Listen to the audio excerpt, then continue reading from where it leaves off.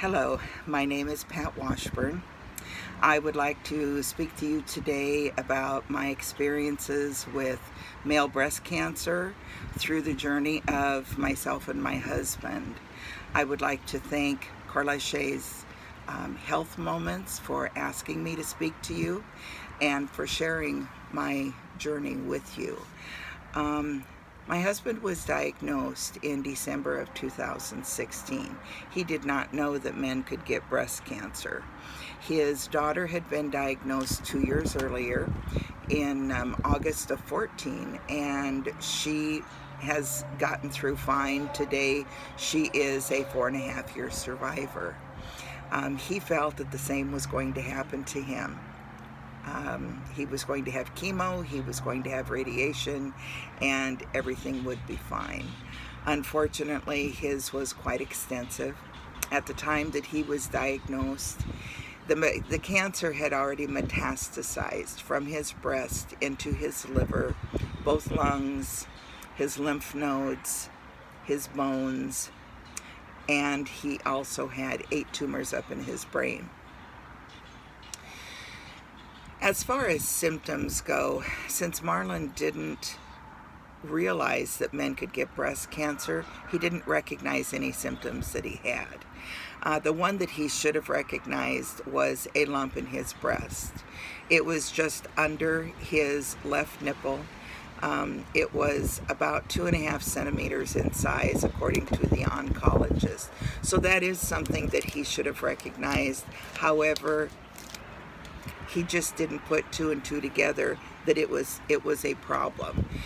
He was one that had had lipomas for many years, and he was 66 years old, and he had had lipomas since he was a young man. For those of you that may not know, a lipoma is simply a fatty mass.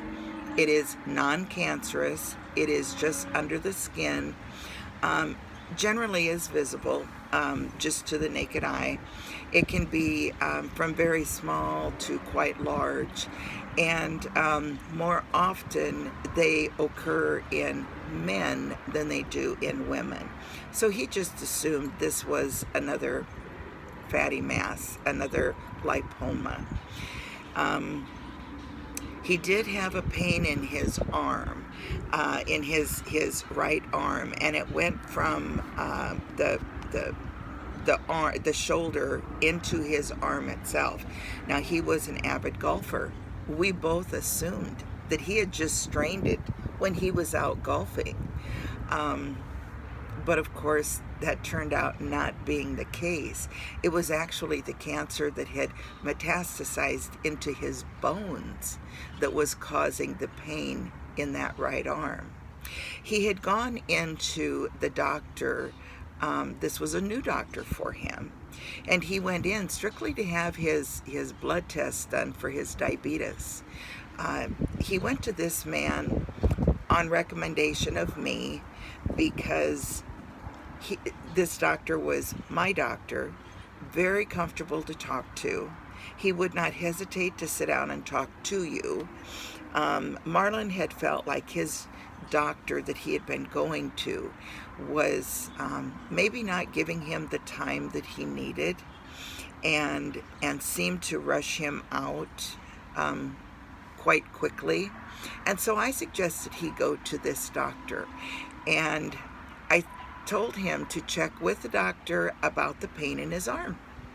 So as he had his blood tests done, the last thing he said to the doctor was, I've got this pain up here in my shoulder and in my arm. Pat and I both think that it's probably something to do with golf, but would you just kind of check it over for me? So when we got the blood test back the very next morning, the doctor called and he said, there's something in the blood test that just isn't right. We need to have an ultrasound done on Marlon.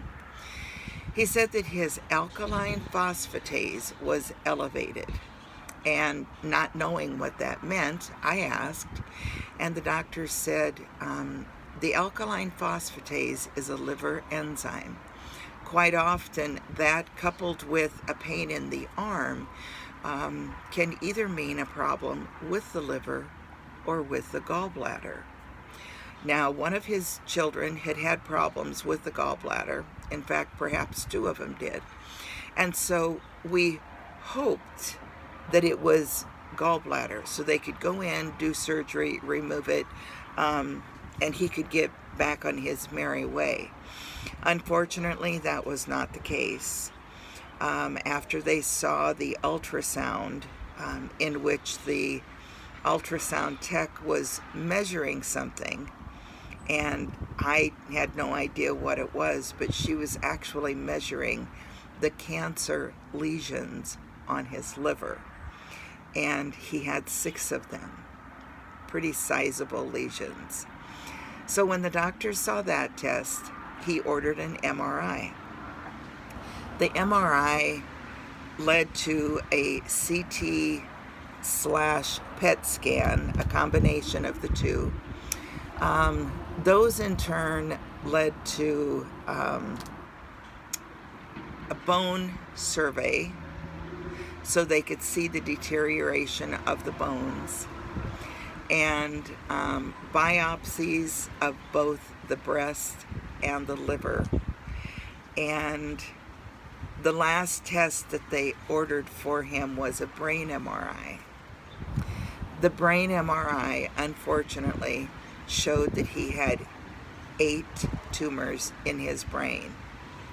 He had one on the frontal lobe, and it was quite large. It was near the optic bone, and they were concerned about that. They didn't want him to lose vision in that eye. The other large one that they were very concerned about was on his brain stem. And we opted to do chemotherapy and radiation. The radiation targeted his right scapula, which after 5 treatments took care of all of the pain he had had in that arm and shoulder. We were very thankful for that. The rest of the radiation he received was targeted toward the tumors in his brain, towards 7 of them. The 8th one, the one that was on his brain stem, they never did get to radiate that. They were requiring him to have a second brain MRI, and Marlon refused. He was extremely claustrophobic, and he said no. He said, we're just going to let happen what happens. So that was why he went into the doctor. That was the results that we got back. You know, as far as how all of us handled the news, so many of our family and friends said, are you kidding me? Breast cancer in a man? I've never heard of that. And I have found out since then that a lot of people do not know that men can get breast cancer. And the thing a person has to remember is men have breast tissue. It's just that when we go through puberty, women's develop and the men's don't. So they all have the breast tissue. And the majority of the time when a man is diagnosed with breast cancer, if he has found a lump, and this is the majority of the time, not always, but if he has found a lump, quite often it is right underneath the nipple. That is where Marlon's was. I had one gentleman that said he found his like between his breasts, and they can be different places. It can be, you know, around to the side in the armpit area. Anyway, hearing this news, the very first thing that our oncologist told us was, there is no cure. Hopefully I can give you 5 years, but there is no cure. Well, Marlon did not hear her say that. He was in the room. But that comment just didn't register with him. His daughter and a future daughter-in-law were also in the room with me. We all heard the doctor say, there is no cure. It was hard. We had a lot of tears. Marlon felt, I'm going to be like my daughter, and I'm going to fight it, and I'm going to get rid of it, and we're going to go on with our merry life. Obviously, that didn't happen. We have been asked if there was other cancer in the family. Like I said, Marlon's oldest daughter was diagnosed with breast cancer in August of 2014. So that was just 2 years earlier that she was diagnosed. And his father had lung cancer. Now, I had made the comment to Marlon at the time that his daughter was diagnosed. I said, you know, honey, your dad died with lung cancer, and now Barbara has breast cancer. You really need to be cautious. Marlon had been a smoker for many, many, many years, since his teenage years. And we were to find out later that the smoking had so thoroughly compromised his lungs that there was nothing left to fight with. And so, but as far as we know, the only two in the family that had cancer of any kind was his father and his daughter. You know, I think I've been asked if I knew that men could get breast cancer. I think I knew, but I never questioned it. And like I said, Marlon had no idea. He was a very smart man. He was in education for 41 years. He taught high school. He was a high school principal, so he was an administrator. He read a lot. He was just a very smart man, but he never had heard or read that men could get breast cancer.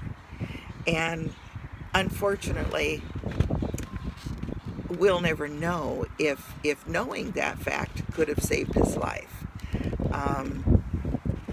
As it stands, he didn't know, and so we had to deal with living with breast cancer.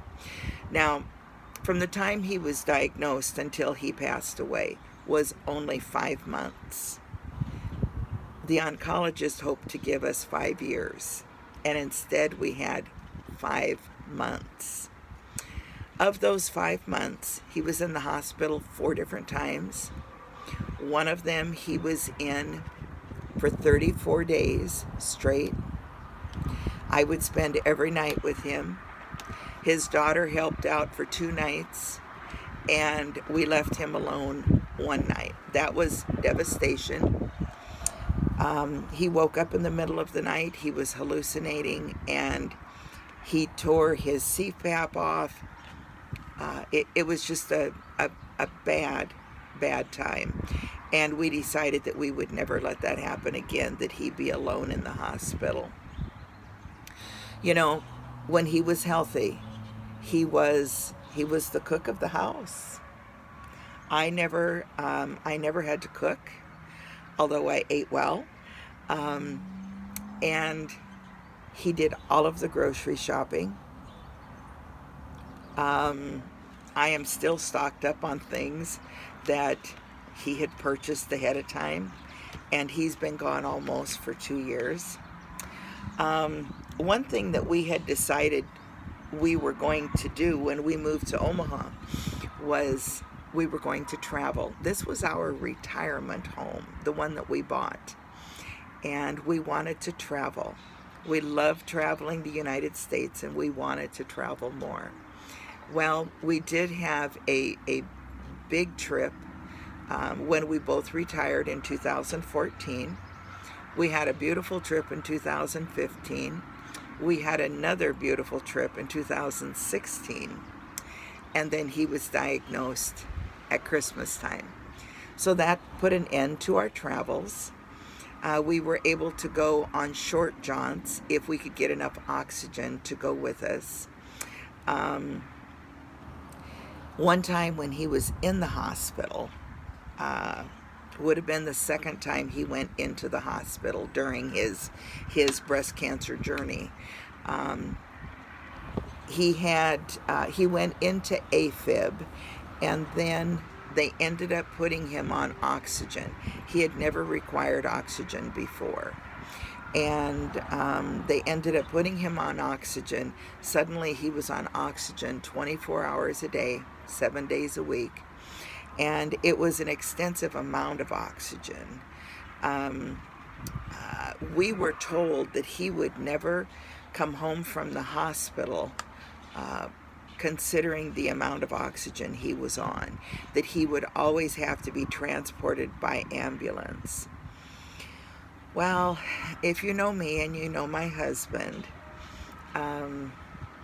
that was probably not going to happen, but he also did not want to stay in the hospital.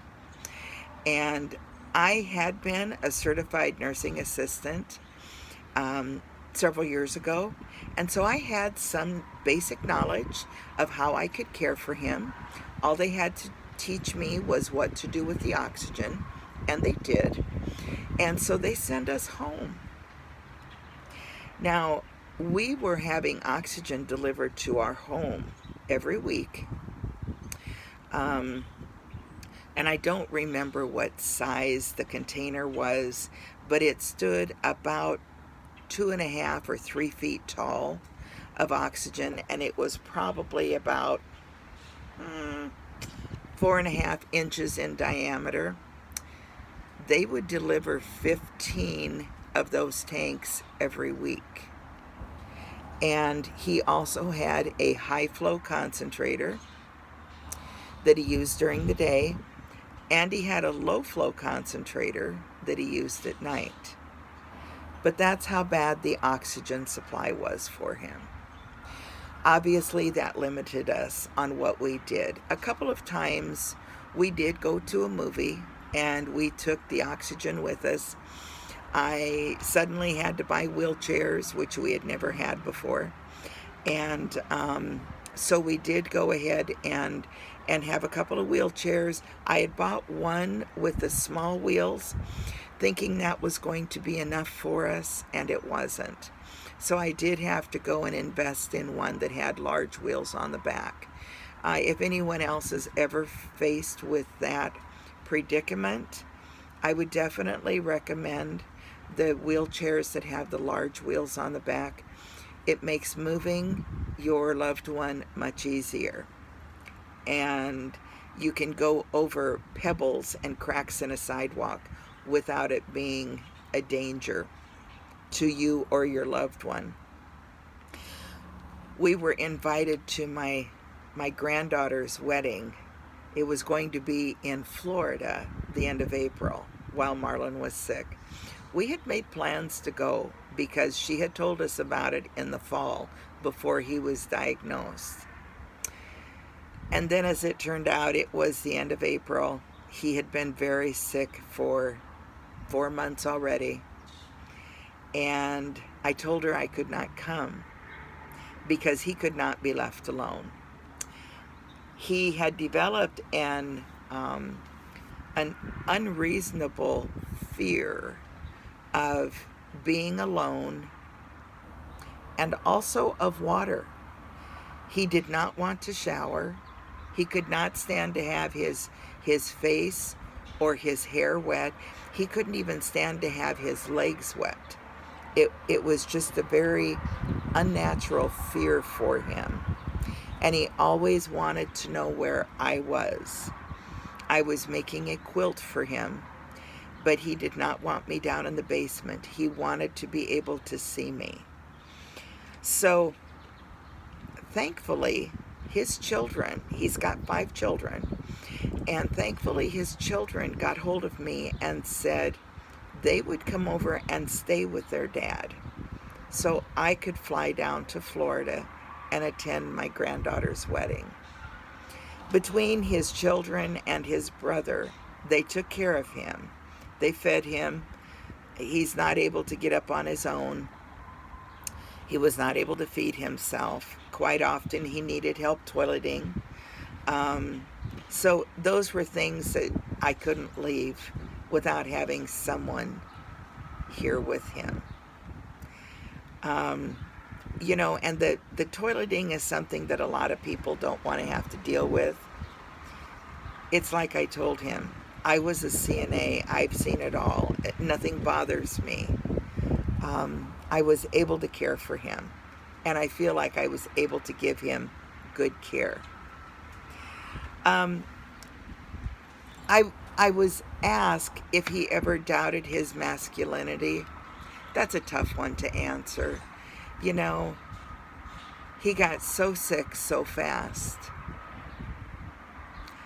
I don't think there was ever a thought of masculinity in his mind. He just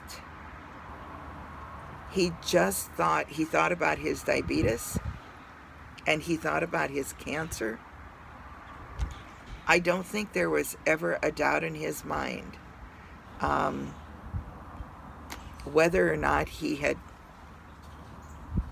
reason to doubt his masculinity. The intimacy was no longer there, but we were both so busy caring for him. I think that took first place. That was the only thing that we thought about. Now, he did have the treatment that he opted to take. As I said before, he had radiation, and he did do chemotherapy. He tried it. His chemotherapy cocktail was a combination of Herceptin, Perjeta, and Taxotere.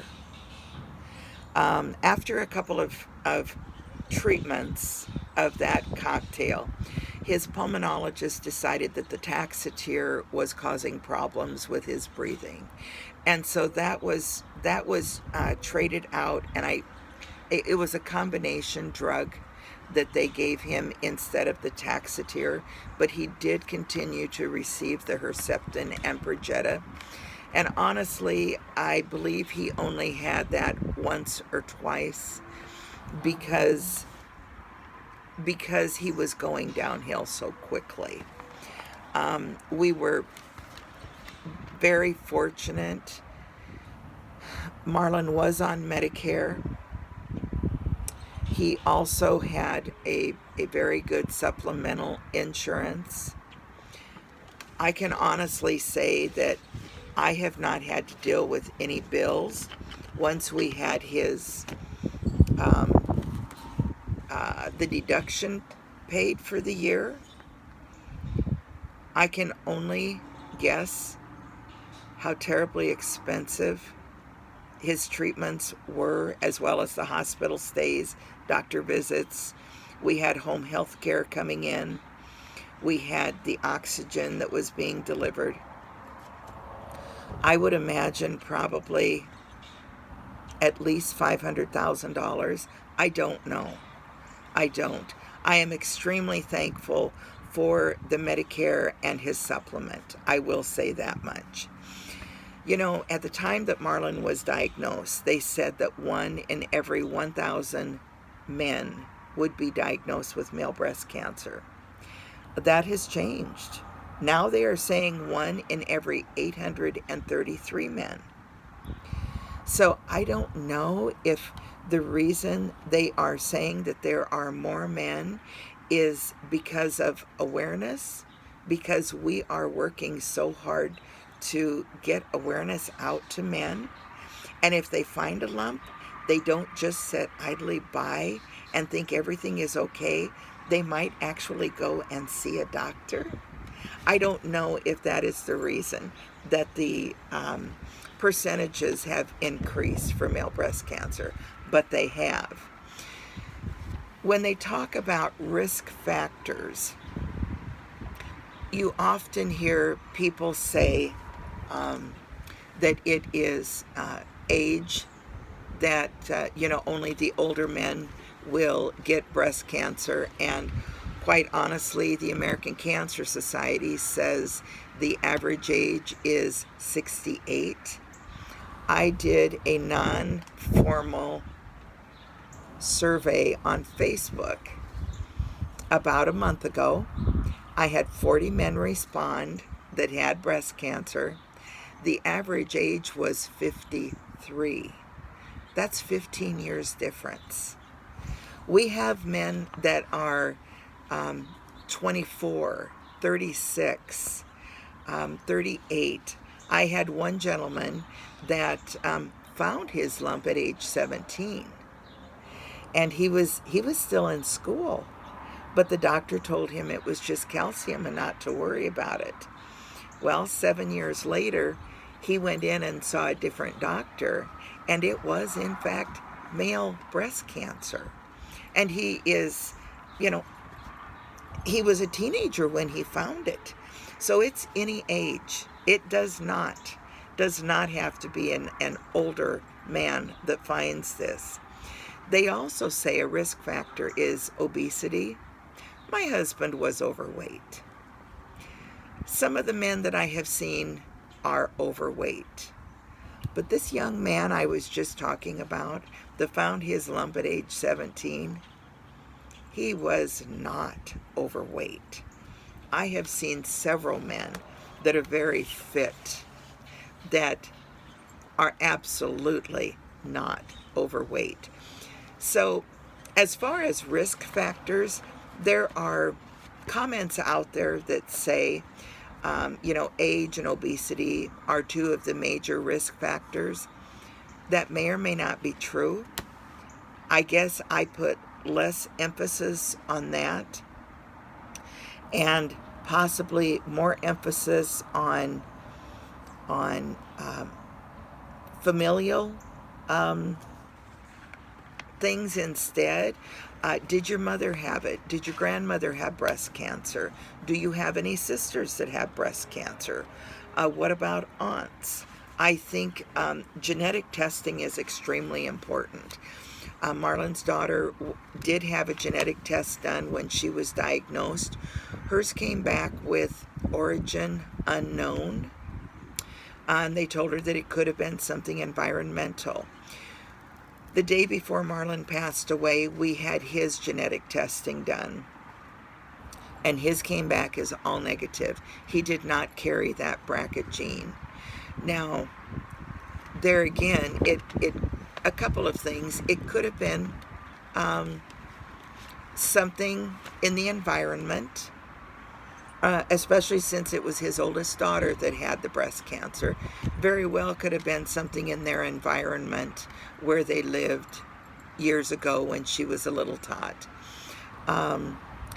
It could also be that maybe it is hereditary, but they just don't have that test developed yet. They are developing tests every day. And I believe when Marlon's daughter was tested, I believe she was tested for 14, 19 different things.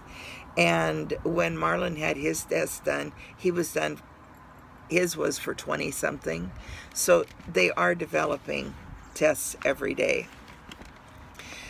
As far, our oncologist did tell us that there was no way to determine for sure what causes breast cancer, what specifically caused his breast cancer. And I tend to believe this oncologist. She has made it her life to understand breast cancer.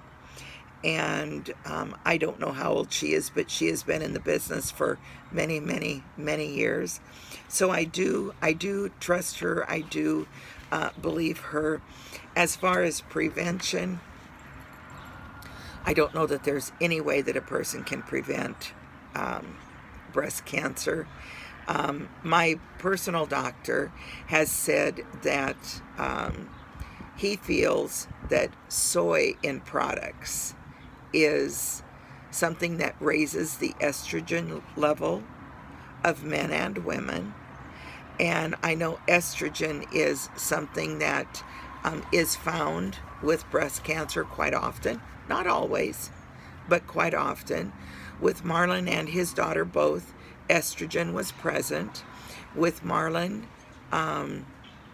he was estrogen positive, progesterone negative, and HER2 positive. And it's my understanding that the HER2 positive is pretty difficult to work with when it comes to cancer treatments. So what I have done, what I started doing after Marlon had passed away, I didn't do anything beforehand because my hands were so busy with trying to keep him comfortable and to work with him.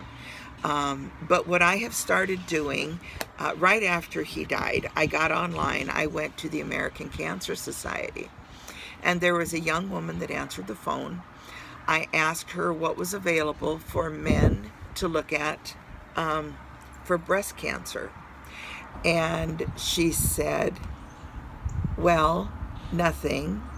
She said, men don't really have to worry about breast cancer. I'm pretty sure that I was the last one she ever said that to, because I made sure that she knew breast cancer does happen in men. But since I couldn't find anything online about breast cancer, I made up my own brochure. This is a brochure that I put together, and you will see Marlon's picture, and this is his daughter Barbara. And this was while Barbara was going through her chemo and her radiation. And Marlon had shaved his head in support of Barbara because she had lost all of her hair. The photo at the bottom is Marlon holding his new license plate. And we still have that license plate on his car. It says Men Too. That is a Nebraska plate.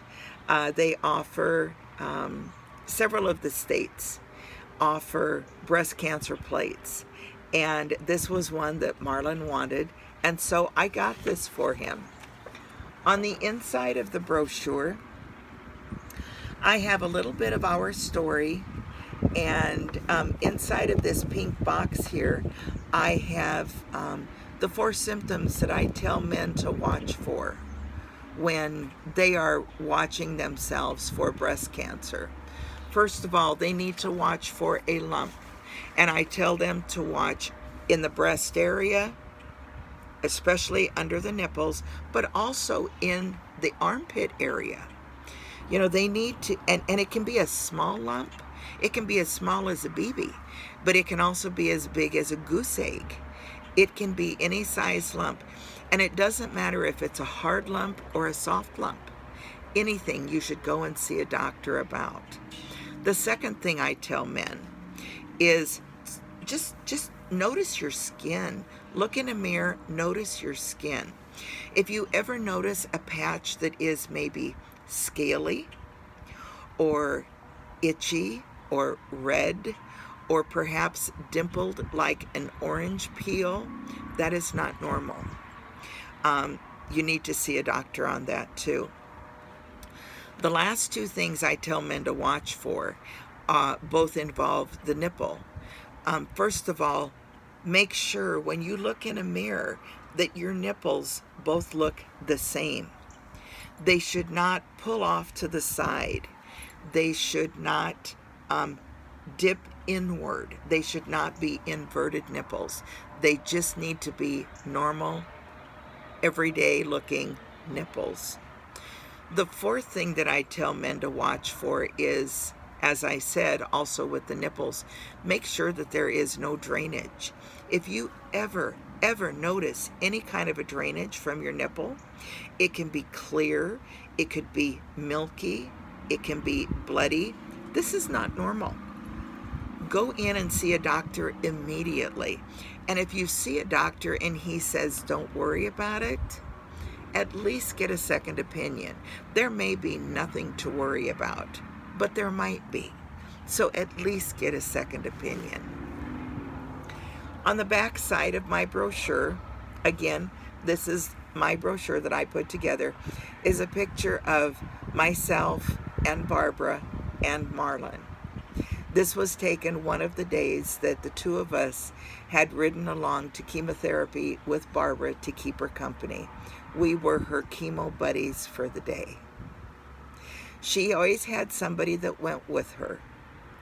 And I can't tell you how important that is. You need to have someone go with you. They will hear different things that the doctor says than what the person with cancer hears. Like I said before, the very first time we ever spoke with the oncologist, she told us there was no cure.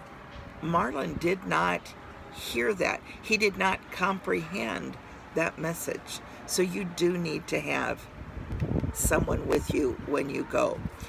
I also have a thank you for those that have helped us through what we went through.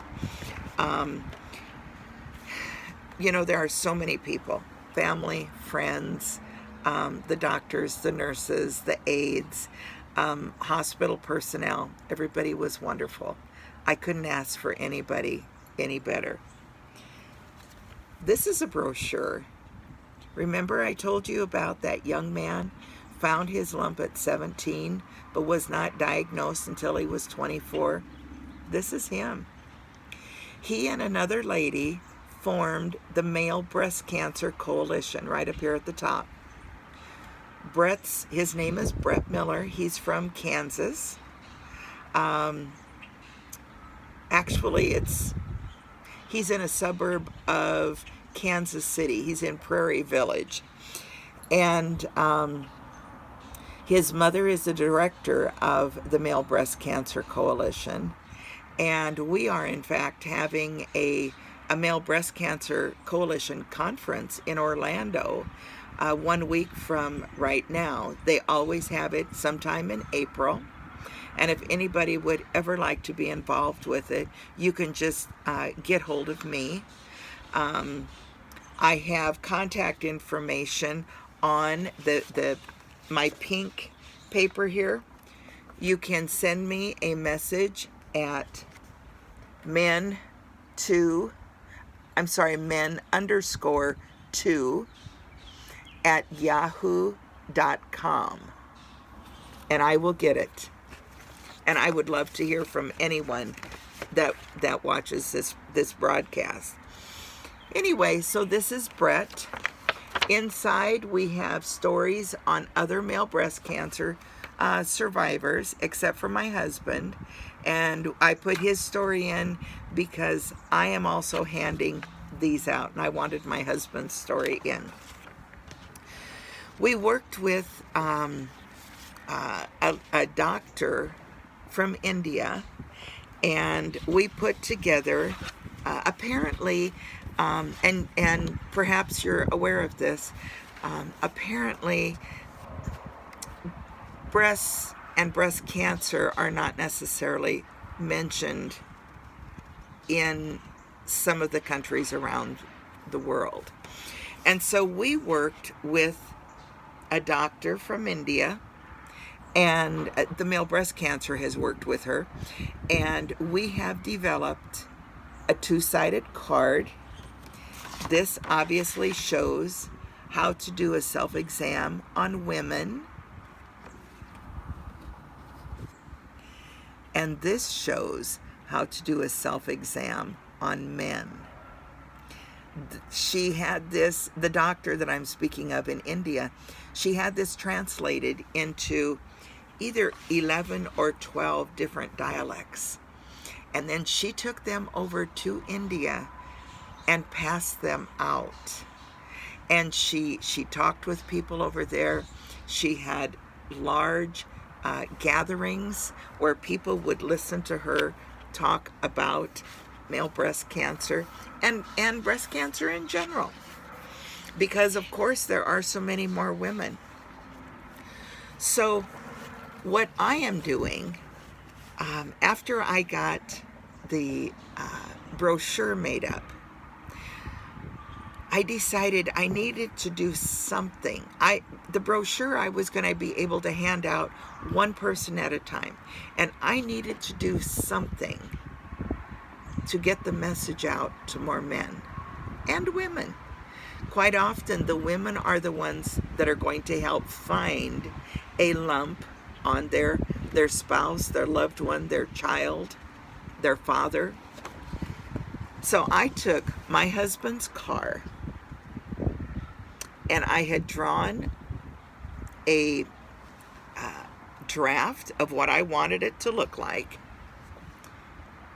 This is my husband's car now. As you can see on the side in pink, it says, breast cancer does not discriminate. And in blue, it says, men too. Now, over the tire, you see the Male Breast Cancer Coalition logo. And they have done so much around the world. It's not just here in the United States. It is around the world. So I asked if I could put their logo on my car. You'll see the big ribbons on the back side of the car. One leg is pink, one leg is blue. The pink leg says women. The blue leg says men. This is actually a little better picture of how that ribbon wraps around on the back side. And you also can see that on my trunk it says breast cancer. But notice I only have the R and the S in blue. I designed that because there are many, many more women with breast cancer than men. So I wanted just a little bit of blue. Now, as you read the entire thing, it says breast cancer. But if you only read the pink, it says beat cancer. And that is what we want to do. We want to beat breast cancer. So the final picture I'm going to show you, that's the hood of my car. That's my husband. That was taken in December of 2016 at our Christmas dinner. That is a Christmas tie he has on. He felt good. He looked good. But this is when he was diagnosed. And 5 months after this picture was taken, he was gone.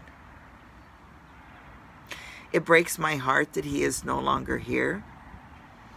However, I am a firm believer in the Lord, and I do believe that he had something else in mind for me.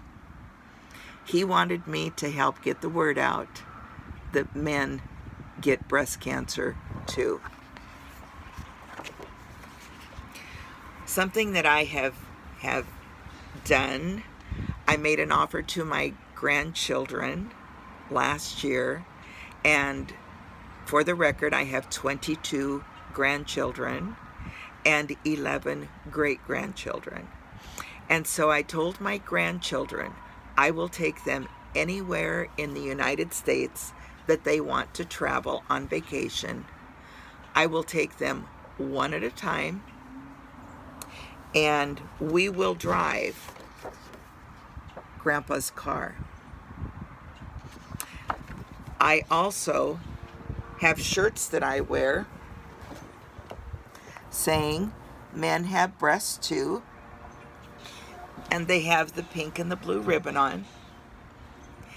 And between the car and the shirts, we have a lot of people that question us and want to know more about what we're talking about, what we're doing.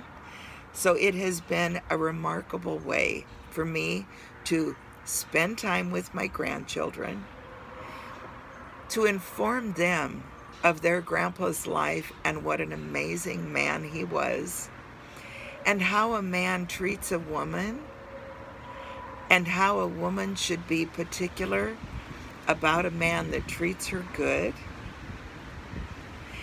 And we also get a chance to talk to people. The kids have learned how to converse with strangers about breast cancer in men. I have, for those of you familiar with the United States, I live right in the center, and I have traveled so far to Chicago, to St. Louis, to the Rocky Mountains out in Colorado. I have been up to South Dakota.